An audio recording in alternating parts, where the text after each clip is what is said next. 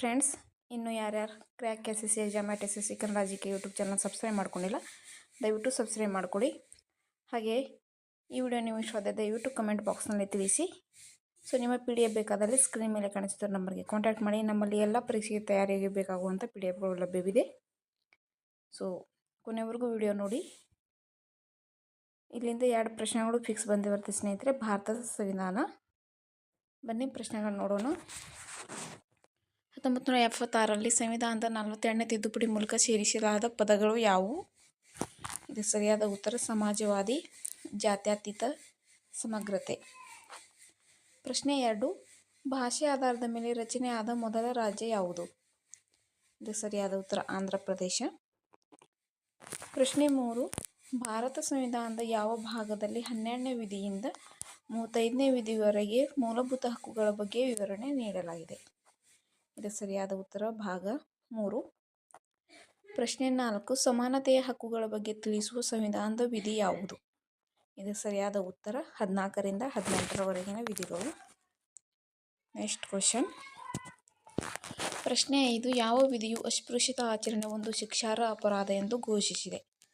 ಇದು ಸರಿಯಾದ ಉತ್ತರ 17ನೇ ವಿಧಿ. ಪ್ರಶ್ನೆ 6, ಭಾರತ ಸಂವಿಧಾನದ 4ನೇ ಭಾಗದಲ್ಲಿ ಕಂಡುಬರುವ ರಾಜ್ಯ ನೀತಿ ನಿರ್ದೇಶಕ ತತ್ವಗಳು ಯಾವ ದೇಶದ ಸಂವಿಧಾನದಿಂದ ಎರವಲು ಪಡೆಯಲಾಗಿದೆ? ಇದು ಸರಿಯಾದ ಉತ್ತರ ಐರ್ಲೆಂಡ್. ಪ್ರಶ್ನೆ 7, ಕೃಷಿ ಮತ್ತು ಪಶುಸಂಗೋಪನೆ ಸಂಘಟನೆ ಬಗ್ಗೆ ತಿಳಿಸುವ ಸಂವಿಧಾನದ ವಿಧಿ ಯಾವುದು? ಇದು ಸರಿಯಾದ ಉತ್ತರ 48ನೇ ವಿಧಿ. ಪ್ರಶ್ನೆ 8, 1976ರಲ್ಲಿ ಸರ್ದಾರ್ ಸ್ವರ್ಣ ಸಿಂಗ್ ಸಮಿತಿ ನೇಮಕ ಮಾಡಿ ಅದರ ಶಿಫಾರಸಿನ ಮೇರೆಗೆ 1976ರಲ್ಲಿ 42ನೇ ತಿದ್ದುಪಡಿ ಕಾಯ್ದೆಯನ್ನು ಜಾರಿಗೊಳಿಸುವ ಮೂಲಕ ಭಾರತದ ಸಂವಿಧಾನಕ್ಕೆ ಮೂಲಭೂತ ಕರ್ತವ್ಯಗಳನ್ನು ಯಾವ ವಿಧಿಯಡಿಯಲ್ಲಿ ಅಳವಡಿಸಿಕೊಳ್ಳಲಾಯಿತು? ಇದು ಸರಿಯಾದ ಉತ್ತರ 51A ವಿಧಿ. ಸೊ ಇವೆಲ್ಲ ಪ್ರಿವಿಯಸ್ ಇಯರ್ ಕ್ವಶನ್ಸ್ ಸ್ನೇಹಿತರೆ. ಸೊ ಪದೇ ಪದೇ ಕೇಳಲಾಗಿರೋ ಪ್ರಶ್ನೋತ್ತರಗಳು, ಯಾರೂ ಮಿಸ್ ಮಾಡ್ಕೋಬೇಡಿ. ಪ್ರಶ್ನೆ 9, ಭಾರತದ ಸಂವಿಧಾನದಲ್ಲಿ ಪ್ರಸ್ತುತ ಒಟ್ಟು ಮೂಲಭೂತ ಕರ್ತವ್ಯಗಳ ಸಂಖ್ಯೆ ಎಷ್ಟು? ಇದು ಸರಿಯಾದ ಉತ್ತರ 11. ಪ್ರಶ್ನೆ 10, 42ನೇ ತಿದ್ದುಪಡಿ ಕಾಯ್ದೆ ಅಂದರೆ 1976 ಅನ್ನು ಹೇಗೆ ಕರೆಯಲಾಗುತ್ತದೆ? ಇದು ಸರಿಯಾದ ಉತ್ತರ ಮಿನಿ ಸಂವಿಧಾನ ಅಂತ ಹೇಳಿ ಕರೀತಾರೆ. ಪ್ರಶ್ನೆ 11, ಪಕ್ಷಾಂತರ ವಿರೋಧಿ ಕಾನೂನನ್ನು ಪರಿಚಯಿಸಿದ ತಿದ್ದುಪಡಿ ಯಾವುದು? ಇದು ಸರಿಯಾದ ಉತ್ತರ 52ನೇ ತಿದ್ದುಪಡಿ 1985. ಪ್ರಶ್ನೆ 12, ಒಂದು ರಾಜ್ಯದ ಮುಖ್ಯಮಂತ್ರಿಯನ್ನು ಯಾರು ನೇಮಿಸುತ್ತಾರೆ? ಇದು ಸರಿಯಾದ ಉತ್ತರ ರಾಜ್ಯಪಾಲರು. Next question. ರಾಷ್ಟ್ರಪತಿಗಳು ಯಾವ ವಿಧಿಯಡಿಯಲ್ಲಿ ಆರ್ಥಿಕ ತುರ್ತು ಪರಿಸ್ಥಿತಿಯನ್ನು ಘೋಷಿಸಬಹುದು? ಇದಕ್ಕೆ ಸರಿಯಾದ ಉತ್ತರ ವಿಧಿ 360. ಪ್ರಶ್ನೆ 14, ಸುಪ್ರೀಂ ಕೋರ್ಟ್ನಲ್ಲಿ ನ್ಯಾಯಾಧೀಶರ ಸಂಖ್ಯೆಯನ್ನು ಹೆಚ್ಚಿಸುವ ಅಧಿಕಾರ ಯಾರಿಗಿದೆ? ಇದಕ್ಕೆ ಸರಿಯಾದ ಉತ್ತರ ಸಂಸತ್ತು.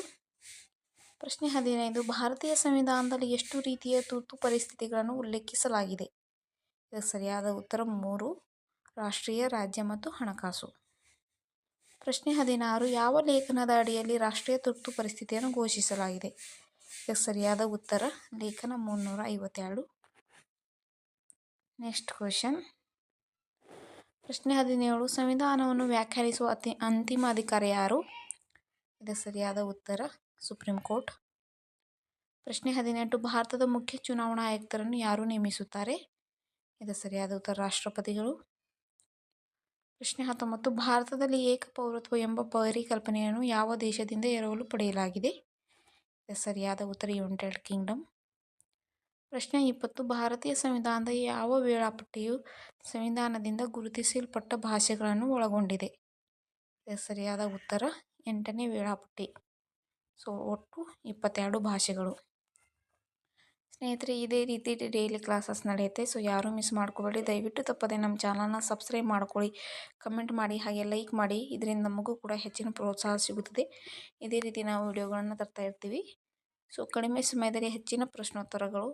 ಸೊ ಡೈಲಿ ಜಾಸ್ತಿ ಕ್ವಶನ್ಸ್ ಆದರೆ ನಿಮಗೆ ಕ್ಲಾಸ್ ನೋಡೋಕೆ ಬೋರ್ ಆಗುತ್ತೆ. ಹಾಗಾಗಿ ಡೈಲಿ 20, 25, 30, 40 ಹೀಗೆ ಪ್ರಶ್ನೋತ್ತರಗಳ ಬಗ್ಗೆ ಕ್ಲಾಸ್ ತೊಗೋತೀನಿ.